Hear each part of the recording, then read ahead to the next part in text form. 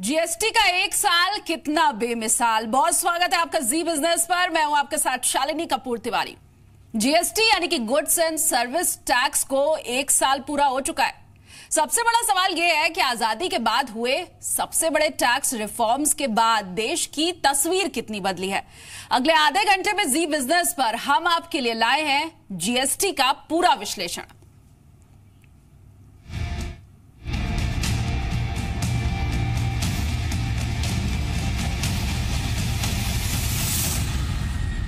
Good and simple tax है।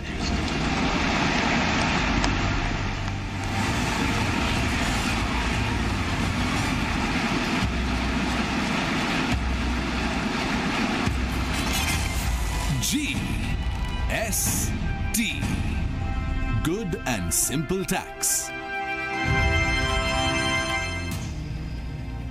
करीब 18 साल पहले जिस टैक्स प्रणाली को मौजूदा सरकार ने लागू करने का फैसला किया, अब उसे लागू हुए एक साल पूरा हो चुका है। सबसे बड़ा सवाल यह है कि एक साल पहले आधी रात को जिस जीएसटी को लागू किया गया, क्या वो कसौटी पर खरा उतर पाया है? जो रास्ता हमने चुना है, जिस व्यवस्था को हमने विकसित किया है, यह किसी एक दल की सिद्धि नहीं है। यह किसी एक सरकार की सिद्धि नहीं है। ये हम सबकी साझी विरासत है। पार्लियामेंट के सेंट्रल हॉल में जब जीएसटी को लागू किया गया, उस समय इसे देश का अब तक का सबसे बड़ा टैक्स सुधार माना गया था। इससे पहले हर राज्य में एक ही चीज पर अलग अलग टैक्स लगता था। हर राज्य को एक टैक्स के लिए मनाना आसान नहीं था, लेकिन लंबी जद्दोजहद के बाद सरकार जीएसटी को संसद से पास कराने में कामयाब रही। जीएसटी काउंसिल की मैराथन बैठकों के बाद वित्त मंत्री अरुण जेटली को तकरीबन हर मुद्दे पर कई बार बैठकें करनी पड़ी। देश में ऐसे टैक्स सुधार को लागू करना किसी भी सरकार के लिए आसान नहीं था। लेकिन अब जीएसटी को एक साल पूरा होने पर हर किसी के मन में यही सवाल है कि एक साल के बाद क्या ये सबसे बड़ा टैक्स रिफॉर्म साबित हो पाया है?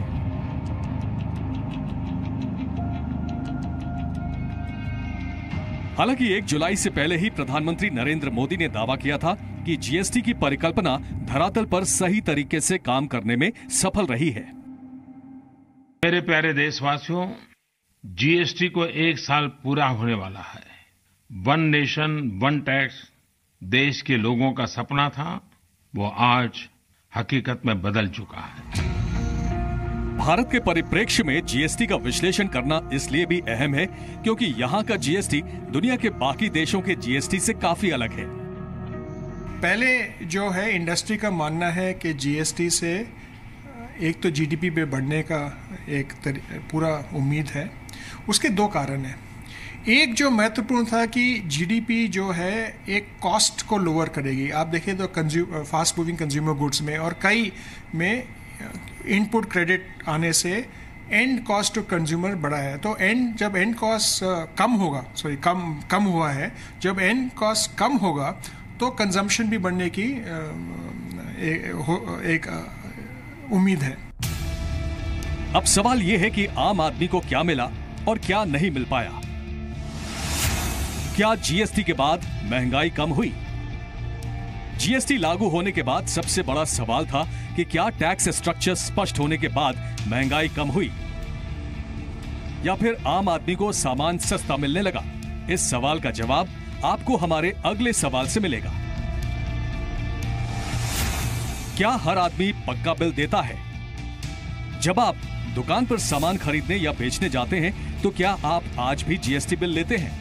ये सवाल इसलिए अहम है क्योंकि टैक्स बचाने के चक्कर में काफी लोग आज भी कैश में लेन देन कर रहे हैं।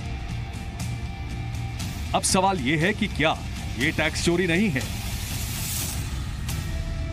अगर है तो क्या सरकार के पास इस तरह का कोई मैकेनिज्म है जो इस तरह की टैक्स चोरी को पकड़ सके?